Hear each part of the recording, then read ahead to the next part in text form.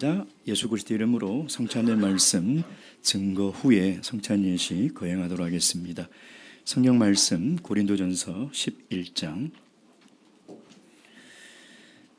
고린도전서 11장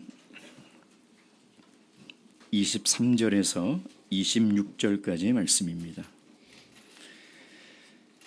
고린도전서 11장 23절에서 26절까지 말씀 찾으셨으면 한 목소리로 이 말씀 함께 읽도록 하겠습니다. 23절 시작. 내가 너희에게 전한 것은 주께 받은 것이니 곧 주 예수께서 잡히시던 밤에 떡을 가지사 축사하시고 떼어 가라사대 이것은 너희를 위하는 내 몸이니 이것을 행하여 나를 기념하라 하시고 식후에 또한 이와 같이 잔을 가지시고 가라사대 이 잔은 내 피로 세운 새 언약이니 이것을 행하여 마실 때마다 나를 기념하라 하셨으니 너희가 이 떡을 먹으며 이 잔을 마실 때마다 주의 죽으심을 오실 때까지 전하는 것이니라. 아멘. 우리 성도님들, 나우루 공화국이라는 나라를 혹시 들어보셨습니까? 태평양 남서부에 있는 아주 작은 섬입니다. 섬이 얼마나 작냐면 차로 이 나라를 한 바퀴 다 도는데 25분이면 이 나라를 다 돕니다. 인구가 14,000명이, 일원동 인구를 제가 조사해 보니까 23,000명이더라고요. 얼마나 작은 나라입니까? 근데 이 나우루라는 이 나라가요, 1980년대에 세계에서 가장 잘 사는 나라였습니다. 당시 미국의 GDP가 $10,000, 10,000불이었거든요. 근데 이 나라는 30,000불이었습니다. 80년대 대한민국 국민소득은 약 2,000불 정도였죠. 그러니 비교하면 우리나라보다 뭐 한 열 몇 배 잘 사는 나라라는 것입니다. 어떻게 이렇게 작은 나라가 세계에서 가장 잘 사는 나라가 될 수 있었을까? 원래 이 섬은요, 농업과 어업을 하며 자급자족하던 아주 가난한 나라였습니다. 그런데 그곳에 천연 자원인 인광석이 발견이 된 것이죠. 그 인광석은 굉장히 여러 사업에 쓰이는 광물질 아닙니까? 이게 전 세계에 날개가 돋치듯이 팔려나가기 시작했습니다. 그때부터 이 나우루 공화국 사람들은요, 매일같이 돈을 물 쓰듯이 써도 통장에 돈이 계속 쌓이는 것입니다. 이 작은 섬나라에 정말 천연 자원, 아주 희귀한 이 자원이 하루아침에 그들에게 부를 가져다 줬던 것이죠. 일을 하지 않아도 계속 자신의 통장에 돈이 쌓입니다. 그래서 이 작은 나라에 1인당 고급 스포츠카를 2대씩 가지고 있었어요. 가정마다 자가 비행기를 구입해서 괌으로, 주일이면 괌으로 놀러 가고요. 또 싱가포르와 홍콩을 다니면서 쇼핑을 즐겼습니다. 국가를 운영하는 공무원도 가사 도우미도 다 수입했었어요. 그러니까 이 나라 사람들은 손가락 까딱 하지 않아도 나라가 돌아가고 다 밥 해주고 먹여주고 살아가고 있는 것이죠. 놀라운 것은 그 당시 국가에서 1년에 1인당 1억 원씩 생활보조금을 지급했어요. 1980년도에 1억 원이면 얼마나 비싼 돈이냐. 1980년도에 우리 강남에 무슨 아파트입니까? 아주 유명한 아파트? 음마 아파트가 보니까 5천만 원이에요. 그때 2채만 사놨으면. 여러분, 그러니 80년대 1억은 지금 우리가 상상할 수 없는 돈이라는 것이죠. 근데 그걸 매년 한 사람당 1억씩 나라에서 보조금을 줬다는 것입니다. 그래 얼마나 잘 사는 나라입니까?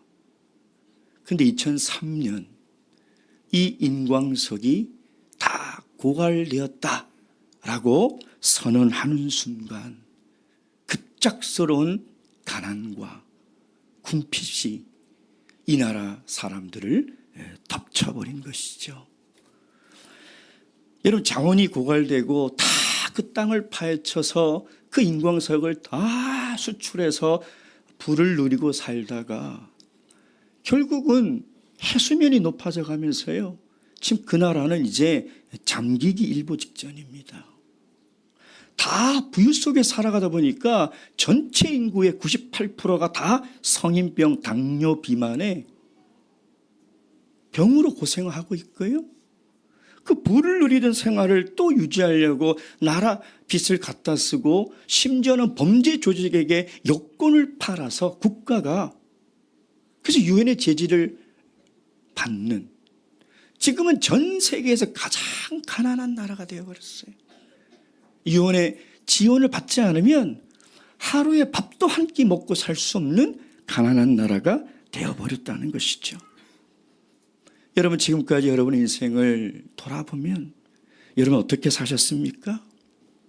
열심히 공부하고 살아서 좋은 대학 나오고 좋은 회사 취업해서 통장에 돈 좀 많이 모아두셨습니까? 남부럽지 않게 세상에서 성공하고 출세해서 1년에 한 번씩 해외여행도 가고 옷장에 명품백도 몇 개 있습니까? 남들이 부러워하는 명품 옷도 몇 벌 걸려 있습니까? 여러분, 지금 여러분의 인생을 돌아보면 여러분 어떻게 살아가고 있습니까? 정말 악착같이 한 푼이라도 더 모으려고 부자가 되려고 그렇게 살아가고 있습니까?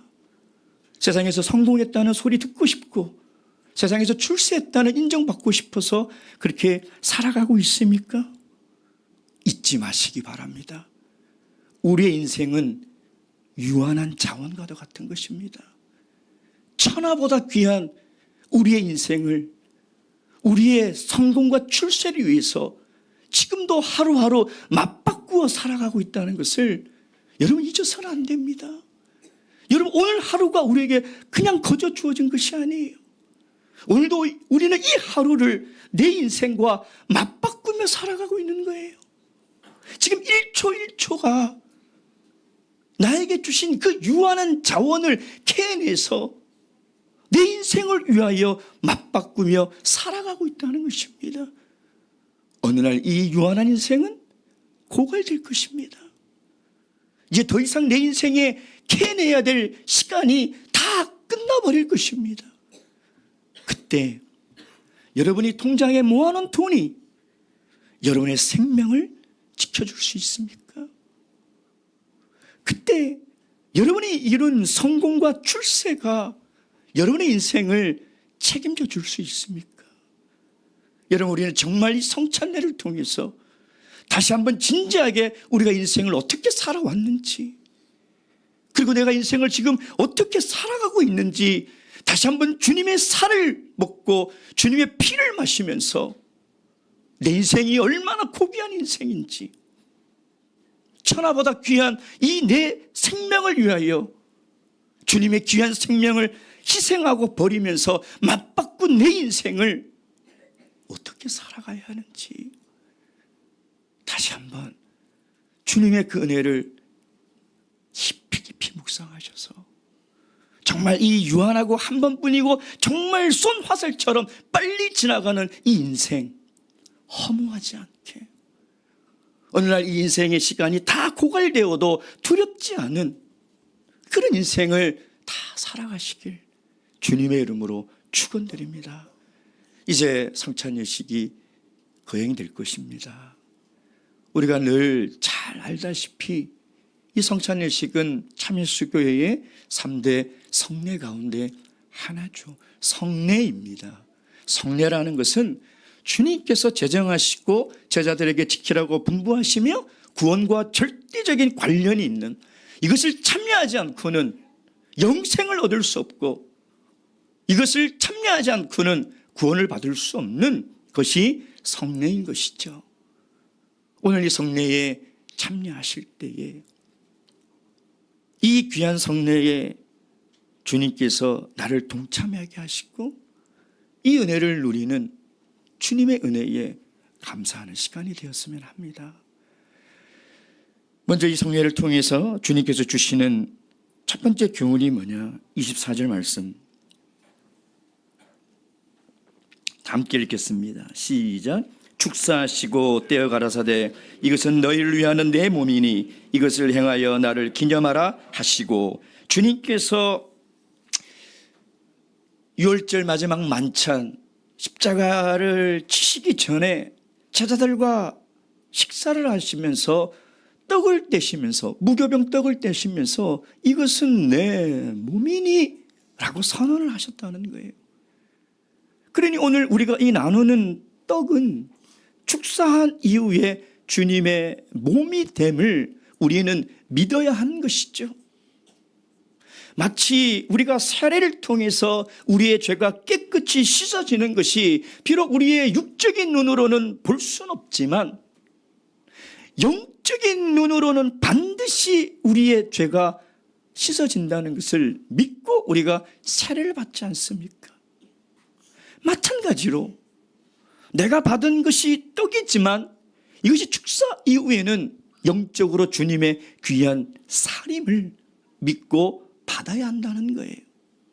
근데 이 말씀을 다시 한번 보면 이 주님의 몸을 누구를 위해서 주고 있냐면 너희를 위하여 주었다는 것입니다.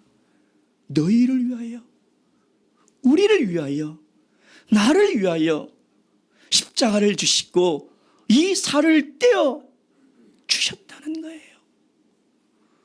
여러분, 하늘의 보좌에 앉아 계신 창조주 하나님이 왜 나약한 인간의 육체를 빌어서 이 땅에 오셨을까요? 우리를 위하여, 우리의 죄를 위하여. 아무 죄 없으신 예수님께서 왜 수모와 멸시와 고난과 죽음을 십자가에서 당하셔야 할까요? 우리를 위하여, 나를 위하여. 여러분, 오직 예수 그리스도는 나를 위하여 그 하늘의 모든 영광을 다 포기하시고 이 낮고 낮은 천한 육체의 몸으로 이 땅에 오셔서 나를 위하여 십자가를 지셨다는 거예요. 여러분, 얼마나 감사합니까? 주님께서 나 같은 죄인을 위하여, 벌레만도 못한 나를 위하여 늘 하나님 앞에 거역하며 불순종하며 하나님을 사랑하지 않으며 하나님을 기억하지 않으며 살아가는 이 어리석은 인생을 위하여 주님은 십자가를 지시고 그 살을 우리들에게 나눠주셨다는 거예요. 그렇게 하신 이유가 뭡니까? 왜 주님께서 이 몸을 우리들에게 나눠주시고 있는 것이죠? 요한복음 6장 53절 말씀, 요한복음 6장 53절 54절.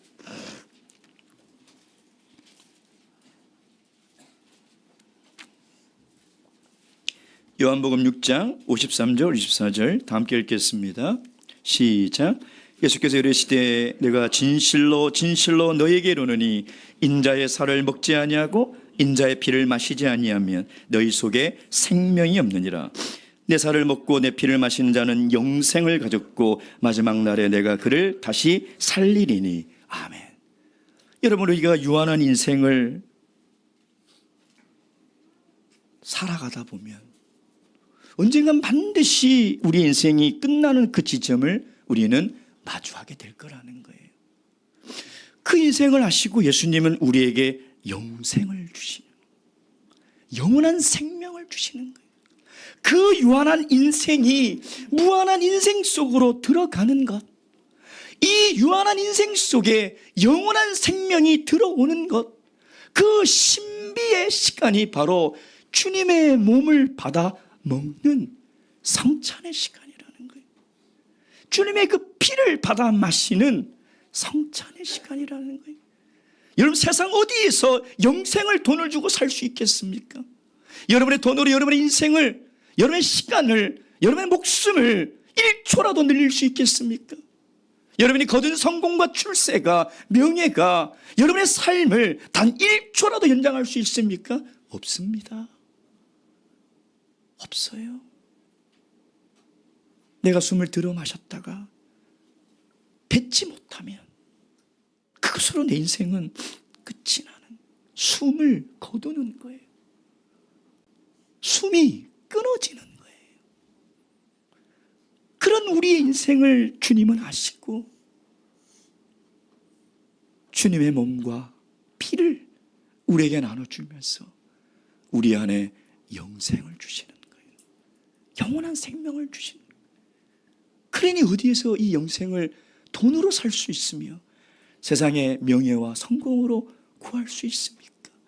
값없이 주시는 주님의 은혜, 주님의 몸을 받을 자격이 없는 참으로 더럽고 부정한 인생이지만 다시 한번 주님께서 이해할 수 없는 긍휼과 놀라운 은혜를 우리 삶에 베풀어 주셔서 오늘 우리는 염치가 없지만, 부끄럽지만 다시 한번 이 자리에 앉아 주님의 몸을 먹고 주님의 피를 마신다는 거예요.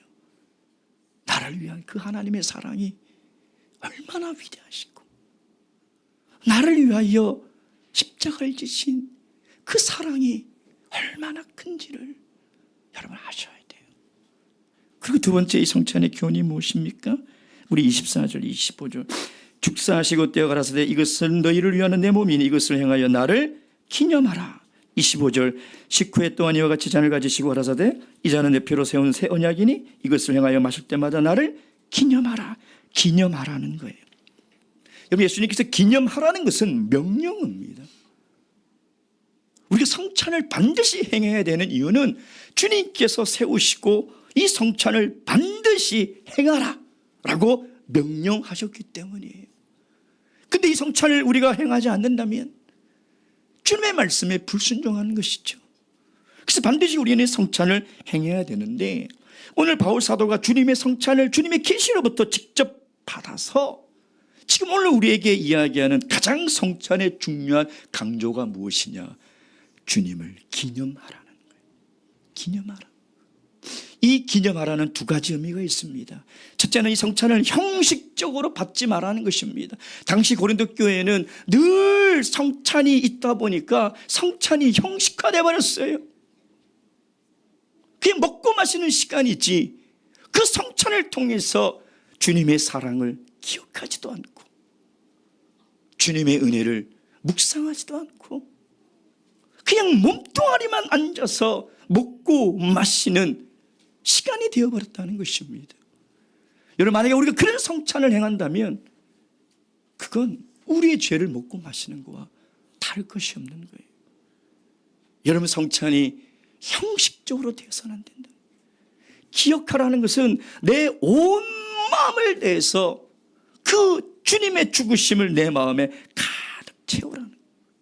주님이 나에게 주시는 그 영생을 먹고 마실 때 주님의 살아있는 그 숨소리가 내 마음 안에 들릴 정도로,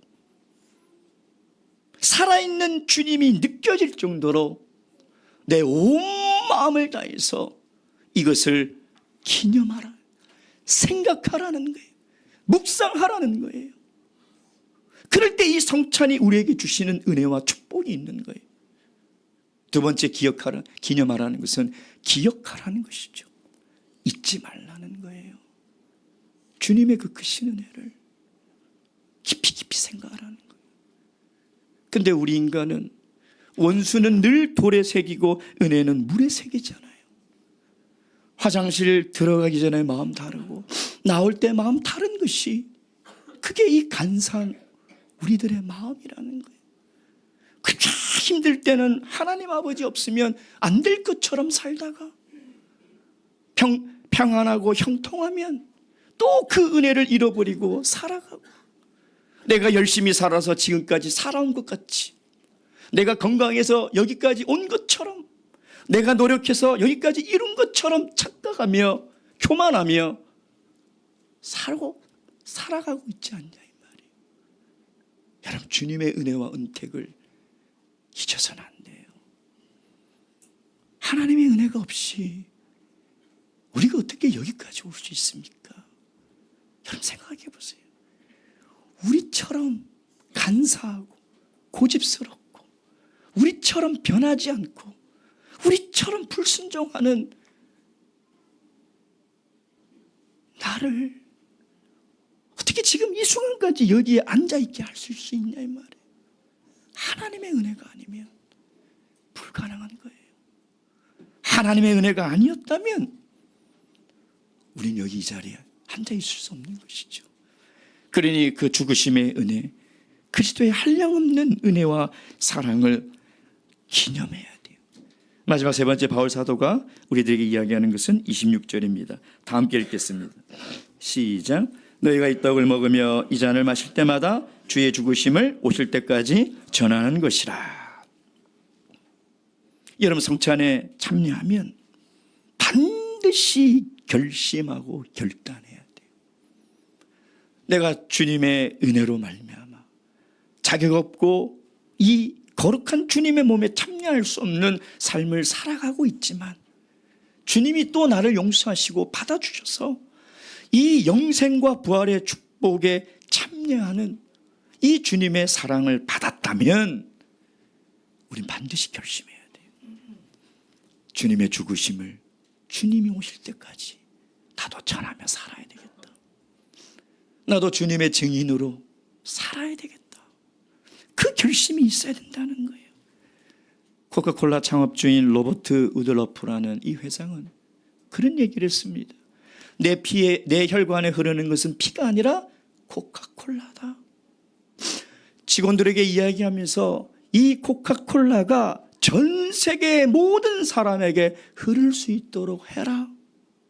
여러분, 얼마나 이 회사에 대한 열정이 뜨거우면 자기 혈관에 피가 흐르는 것이 아니라 코카콜라가 흐른다고 이야기하며 그 직원들에게 전 세계 사람들의 혈관에 코카콜라가 흐르게 하라고 이야기했겠냐 이 말이에요.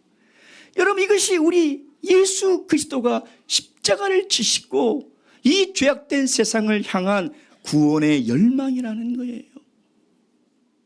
주님께서 우리 성도들에게 이 그리스도의 십자가의 사랑과 은혜와 영생의 축복을 주시는 것은 모든 사람들이 주님의 보혈로 말미암아 죄 사함을 얻고 주님의 살을 받아 먹음으로 말미암아 영생하는 삶을 살아갈 수 있도록 우리가 그의 죽으심을 주님 다시 오실 때까지 전하라는 거예요.